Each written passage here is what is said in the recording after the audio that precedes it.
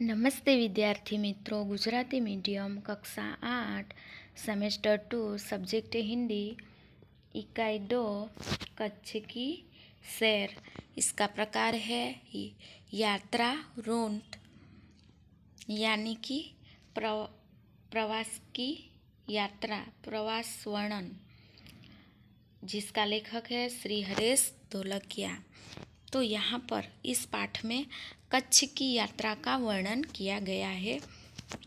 तो सबसे पहले हम श्री हरेश ढोलकिया लेखक के बारे में थोड़ी माहिती प्राप्त करेंगे। कच्छ निवासी श्री हरेश ढोलकिया अध्यापक थे, शिक्षक थे। शिक्षक तो आपकी पहचान बन गई। पूर्व राष्ट्रपति श्री APJ अब्दुल कलाम के बहुचर्चित विघ्न ओ फायरे पुस्तक का आपने गुजराती भाषा में अनुवाद किया, अगनपंख शीर्षक से किया है। शिक्षण कार्य के आपके अनुभव, संशोधनात्मक लेखन कार्य तथा पत्रकारित्व आपके लेखन के क्षेत्र है। कच्छ मित्र में आप सुर्खाब स्तंभ अंतर्गत लिखते हैं। आपका जन सर्जन कार्य अंगदनो पग, 400% आनंद तथा शिक्षण संबंधी गुजराती साहित्य लोकप्रिय है।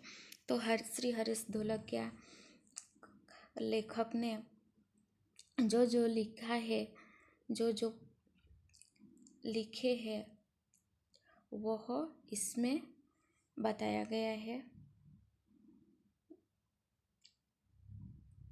प्रस्तुत इकाई में आपने कच्छ का परिचय कराने का प्रयास किया है, जिसमें कच्छ एवं इर्द गिर्द की दर्शनीय स्थानों का परिचय कराया है। इस इकाई में अपनी संस्कृति का आदर, अपनी विरासत का संरक्षण, देश प्रेम आदि मूल्यों को विकसित किया गया है। यहाँ आपकी रचना कच्छ यात्रा का भावानुवाद प्रस्तुत है। तो सबसे पहले हम देखते हैं यात्रा रूट। अब विद्यार्थी मित्रों, यह चित्र देखिए, ये दोनों चित्र कच्छ का चित्र है। विशाल भारत में अनेक दर्शनीय प्रांत है, सबका महत्व एवं सौंदर्य है। गुजरात उनमें से एक अनूठा राज्य है। गुजरात का एक विशिष्ट जिला है कच्छ। गुजरात का एक विशिष्ट जिला है कच्छ, जो गुजरात का अत्यंत रमणीय प्रदेश है। यात्री यानी प्रवासियों के लिए कच्छ का आकर्षण का केंद्र है। इसका पौराणिक महत्व भी कम नहीं है। पौराणिक यानी पुराना, प्राचीन समय का। अनेक दर्शनीय स्थानों के वैविध्य के कारण इसे म्यूजियम, संग्रहालय भी कह सकते हैं। कच्छ में प्रवेश करते ही रेगिस्तान के दो भाग देखने को मिलते हैं, एक छोटा रेगिस्तान, एक दूसरा बड़ा रेगिस्तान। इन दोनों में रेगिस्तान जैसा कोई लक्षण नहीं दिखाई देता, रेत कहीं नजर नहीं आती, अतः यह अनूठा रेगिस्तान है। विद्यार्थी मित्रों, यह सामखियाली का चित्र है। यहाँ से कच्छ का प्रवेश द्वार शुरू होता है। सामखियाली को हम कच्छ का प्रवेश द्वार कह सकते हैं। कच्छ की यात्रा यहीं से आरंभ होती है। यहाँ से उत्तर दिशा की ओर यात्रा का प्रारंभ होता है। रापर से धोलावीरा पहुँचते ही हमारी प्राचीन संस्कृति मोहनजोदड़ो का स्मरण हो जाता है। यहाँ 5000 वर्ष के अवशेषों का अंग है। इस प्राचीन नगरी के दर्शन से ही हम चकित रह जाते हैं। चकित यानी आश्चर्य रह जाते हैं। हमें प्राचीनता में आधुनिकता के दर्शन होते हैं। पुराने समय में आधुनिकता के दर्शन होते हैं। सामखियाली से पश्चिम की यात्रा करते भचाऊ नजर आता है, जो बड़ा गांव है। विद्यार्थी मित्रों, यह चित्र भचाऊ गांव का चित्र है। जैसे नगर, वहाँ से गांधीधाम औद्योगिक कारखानों का शहर है। यहाँ सिंधी प्रजा पाकिस्तान से आकर स्थायी हुई। स्थायी यानी यहाँ रहने लगी। गांधीधाम आदिपुर तथा गोपालपुरी उद्योग के कारण विकसित हुई दिखाई देती है। आदिपुर में गांधी स्मृति तथा पास ही कंडला बंदरगाह का बड़ा महत्व है। कंडला है वो गुजरात का सबसे बड़ा नगर है।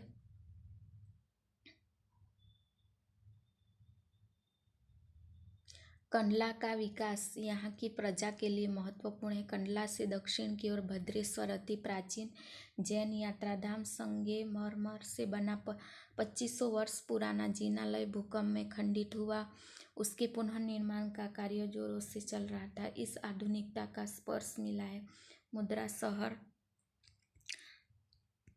तहसील मुख्यालय भी है। यहाँ अनेक औद्योगिक कारण विकास की दिशा खुली है। समुद्र के किनारे बंदरगाह विकसित हुआ है।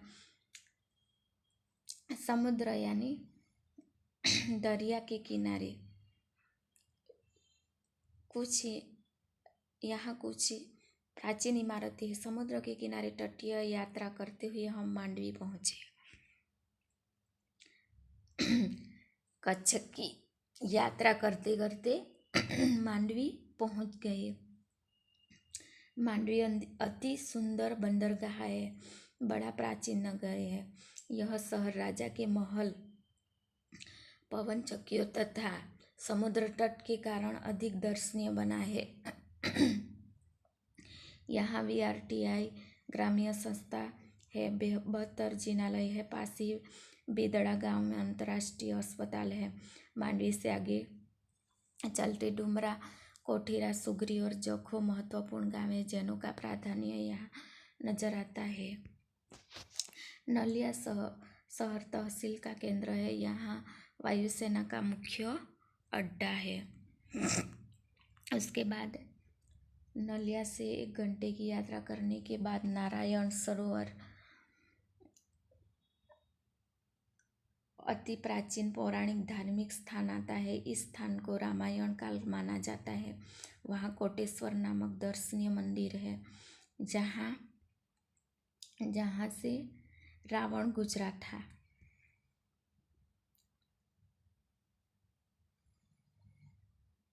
यह पूरे भारत का प्राचीन स्थान माना जाता है। सूर्योदय और सूर्यास्त दर्शन यहाँ का बड़ा आकर्षण है।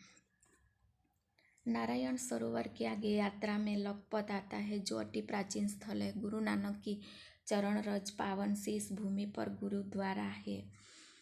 यहाँ पर पहले के समय में लखपत प्राचीन स्थल है, तो यहाँ पहले के समय में गुरु नानक आए थे और उसकी चरण रज से यह भूमि पावन पवित्र बन गई और उस भूमि यानी धरती पर गुरुद्वार बना है और गुरुद्वारा है। एक समय का समृद्ध शहर आज जीर्णावस्था में होते हुए भी दर्शनीय है। यहाँ एक किला है, उसके बगल में पानेन्द्रो खनिज संपत्ति के लिए प्रसिद्ध है। साथ ही विद्युत निर्माण का केंद्र है। यहाँ पर पानेन्द्रो का खनिज संपत्ति का केंद्र है, प्रसिद्ध है। यहाँ से खनिज संपत्ति मिलती है। उसके बाद लखपत से मध्य कच्छ की ओर बढ़ने पर हाजी पीर मुसलमानों के लिए श्रद्धा का केंद्र आता है। यहाँ पीर की मजार है।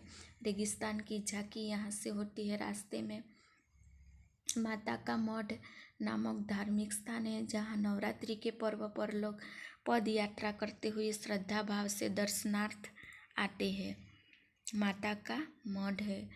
आगे नखत्राणा प्राकृतिक नज़ारों का केंद्र बना है। रास्ते में चक्षपुरेश्वर मंदिर, बाड़ाई जैसे मनोहारी प्राचीन स्थान है। इसके बाद अब कच्छ का मुख्य केंद्र भुज आते ही उसके वैभव का परिचय होता है। आईना महल, प्राग महल टावर, स्वामीनारायण मंदिर, हिल गार्डन, हमीरसर तालाब, भुजिया पहाड़, लोक संग्रहालय, विश्वविद्यालय आदि के दर्शन करके हम आनंद ले सकते हैं। सन 2001 में भूचाल ने इसे खंडित किया, तो लोगों ने इसे नए स्वरूप में पुनः निर्माण करके सुंदर शहर बना दिया। उसके बाद भुज से उत्तर दिशा की ओर खावड़ा में काला डूंगर है। पहाड़ पर चढ़कर रेगिस्तान की झांकी करना एक अनूठा अनुभव है। सरकार एवं स्थानीय जनता द्वारा रणोत्सव का आयोजन होता है। देश भर में लोग यहाँ आते हैं। रेगिस्तान को देखना एक आनंददायी घटना है। भुज से अंजार भी जाया जाता है। आगे बढ़ते हुए सृजन संस्था में यहाँ की प्रजा की हस्तकला का परिचय होता है। जैसल तोरल की स्मृति में मंदिर बना है, जैसे ऐतिहासिक स्थान है। यहाँ से आदिपुर तथा गांधीधाम जा सकती है। सूरजबारी नामक स्थान से हमारी कच्छ यात्रा पूर्ण होती है, जो अविस्मरणीय स्मृतियाँ छोड़ जाती है। अविस्मरण यानी याद रह जाती है, ऐसी स्मृतियाँ छोड़ जाती है। कहा जाता है कि कच्छ नहीं देखा तो कुछ नहीं देखा। कच्छ गुजरात का गौरव है और दुनिया भर के लोगों के लिए किसी भी मौसम में दर्शनीय एवं आकर्षण का केंद्र है।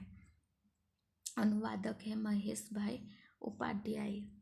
यहाँ पर यह पाठ पूरा होता है। यह शब्दार्थ है, इसको आपको समझना है।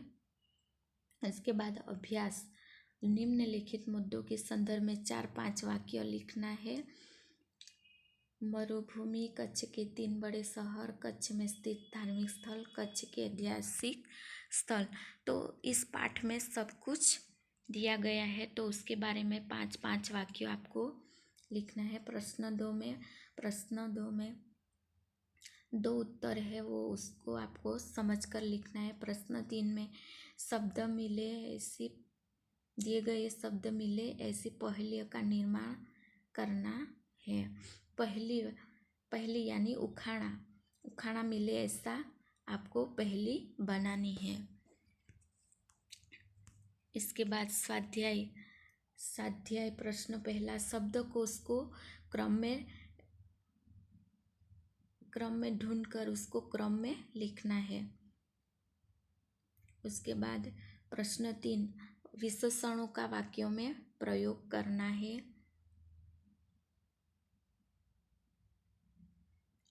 चौथा प्रश्न परिच्छेद है, उसको गुजराती अनुवाद किया है, उसका हिंदी में अनुवाद करना है। अपूर्ण कहानी, ये अधूरी कहानी है, इस कहानी को पूरा करना है। इस प्रकार विद्यार्थी मित्रों, आपको इस पाठ में समझ आया होगा। तो ये सब आपको हिंदी की कॉपी में लिख देना है।